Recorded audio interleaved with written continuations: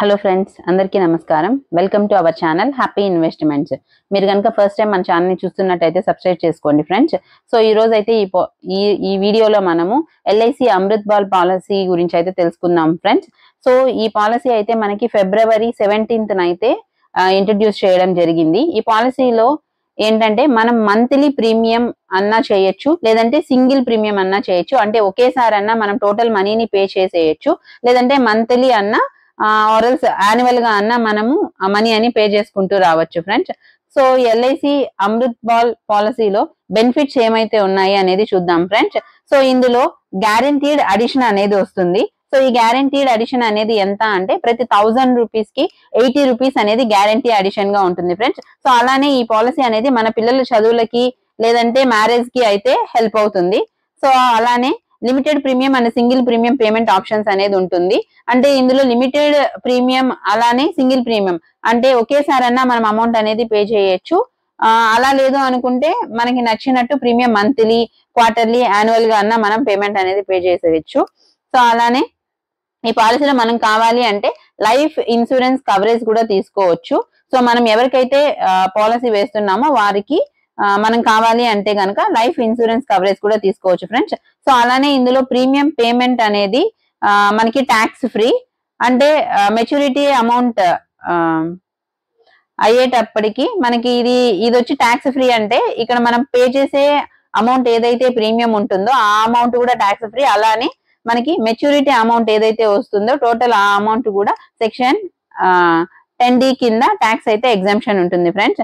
So ఇందులో ఏంటి అంటే పేమెంట్ ఎలా అయితే సింగిల్ లిమిటెడ్ ప్రీమియం పేమెంట్ చూస్ చేసుకుంటామో, సో అలానే మన పిల్లల ఏజ్ బేస్ చేసుకొని 18 years to 25 years మధ్యలో ఈ పాలసీ మెచ్యూరిటీ పీరియడ్ అనేది పెట్టుకోవచ్చు. సో మనం 18 years to 25 years age between లో మనము ఈ పాలసీ మెచ్యూరిటీ అమౌంట్ అనేది తీసుకోవచ్చు ఫ్రెండ్స్. సో అలానే ఈ పాలసీ అమౌంట్ పైన మనం గనక కావాలి అనుకుంటే లోన్ అయినా కూడా తీసుకోవచ్చు. సో ఈ లోన్ ఏంటి అంటే మనం తీసుకున్నాము అంటే ఇది గర్ల్ చైల్డ్ కి మాత్రమే వర్తిస్తుంది. సో దీంట్లో కనుక మనం ఈ అమౌంట్ పైన లోన్ అనేది తీసుకున్నాము అంటే జనరల్ గా ఇంట్రెస్ట్ రేట్ ఎంత అయితే ఉంటుందో దాని మీద 1% అనేది ఇంట్రెస్ట్ తగ్గించే లోన్ అయితే ఇవ్వడం జరుగుతుంది. సో అలానే minimum age at entry.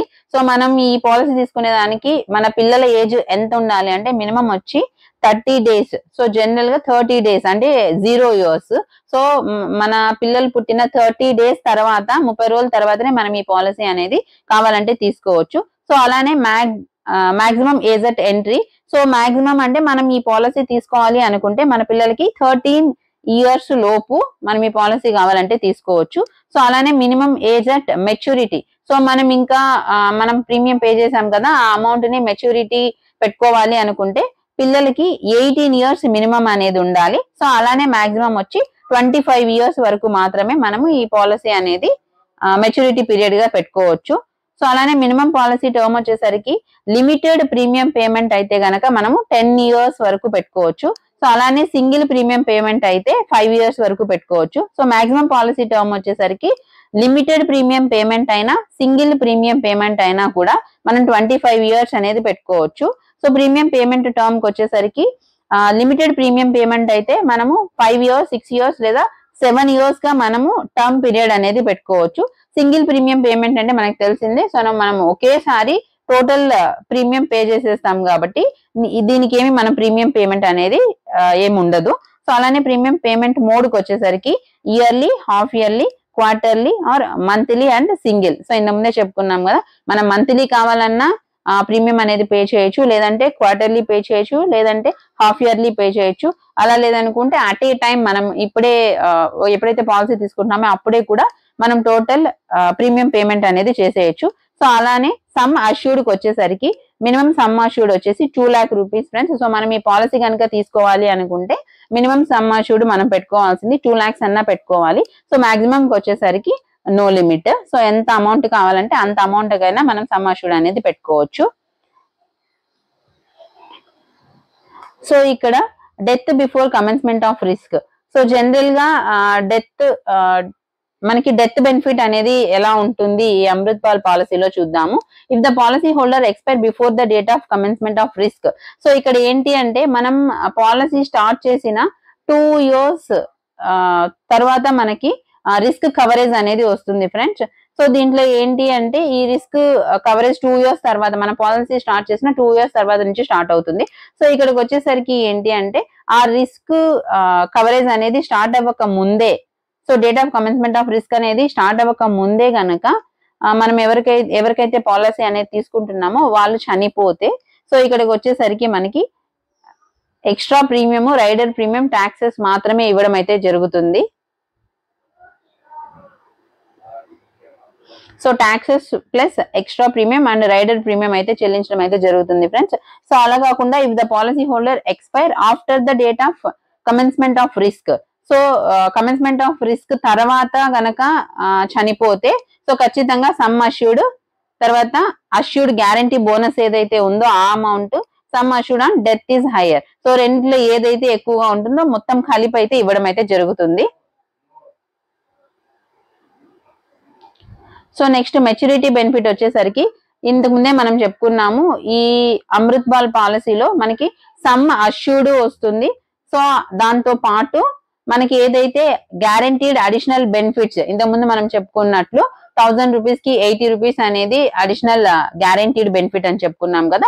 So మొత్తం కలిపి అయితే మెచ్యూరిటీ బెనిఫిట్ గా మనకి అమౌంట్ అయితే రావడం జరుగుతుంది.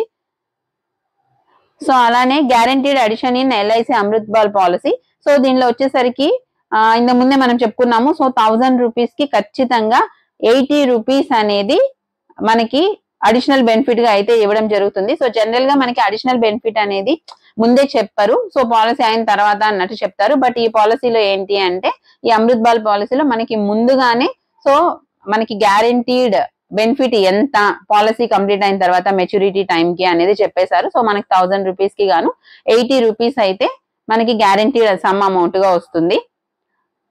So risk coverage friends, so ఈ రిస్క్ కవరేజ్ అనేది ఎప్పటి వరకు ఉంటుంది అంటే పాలసీ టోటల్ ఎండ్ అయ్యే వరకు కూడా మనకి ఈ రిస్క్ కవరేజ్ అనేది ఉంటుంది.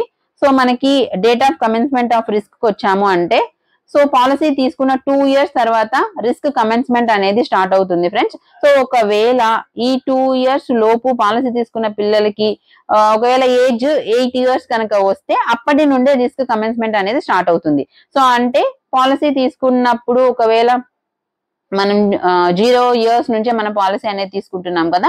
సో ఒకవేళ 1 year అప్పటి నుంచి మనకి బేబీకి మన పాలసీ అనేది తీసుకున్నాము అంటే 2 years తర్వాత ఈ రిస్క్ కమెన్స్మెంట్ అనేది స్టార్ట్ అవుతుంది.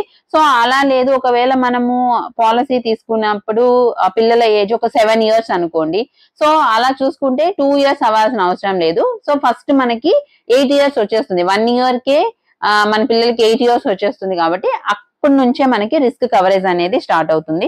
సో లాకింగ్ పీరియడ్ అయితే ఈ పాలసీలో 2 years ఉంటుంది ఫ్రెండ్స్. అంటే 2 years వరకు ఎలాంటి పరిస్థితుల్లోనూ ఈ పాలసీలో ఏదైతే మనం అమౌంట్ అనేది ఇన్వెస్ట్మెంట్ చేసామో దాన్ని విత్డ్రా అయితే చేసుకోలేము. So loan facility, so loan avail అయితే చేసుకోవచ్చు. అంటే లిమిటెడ్ ప్రీమియం అయితే 3 years తరువాత, సో లిమిటెడ్ ప్రీమియం అనుకోండి మనము అంటే మంత్లీ ఆర్ ఎల్స్ క్వార్టర్లీ లేదంటే యాన్యువల్ గా ఇయర్ గా మనం పే చేద్దాము అనుకుంటున్నాం కదా. సో అలాగా పే చేయాలి అనుకుంటే అలా పే చేస్తున్నాం అంటే దాని మీద మనం లోన్ తీసుకోవాలి అంటే ఖచ్చితంగా మన పాలసీ స్టార్ట్ అయ్యి 3 years అయి ఉండాలి.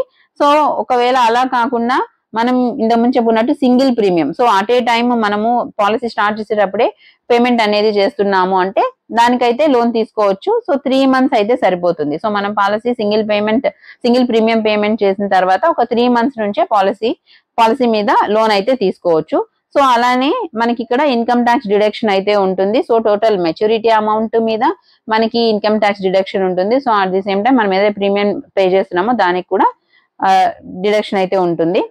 సో ఇన్కమ్ ట్యాక్స్ డిడక్షన్ అయితే మొత్తం ఉంటుంది. సో రైడర్స్ అవైలబుల్ కి వచ్చేసరికి ఏంటి అంటే, సో ఈ రైడర్స్ అవైలబిలిటీ అనేది మనం పే చేసిన అడిషనల్ గా మనం ఏదైతే ప్రీమియం పే చేస్తున్నామో అప్పటి నుంచి ఈ రైడర్స్ అవైలబిలిటీ అనేది మనం చూసుకోవచ్చు. సో ఇది మనకు కావాలి అంటే తీసుకోవచ్చు, లేకపోతే లేదు. Thank you for watching friends. ఈ వీడియో కనుక మీకు నచ్చినట్లయితే లైక్ చేయండి, సబ్స్క్రైబ్ చేయండి. Thanks for watching.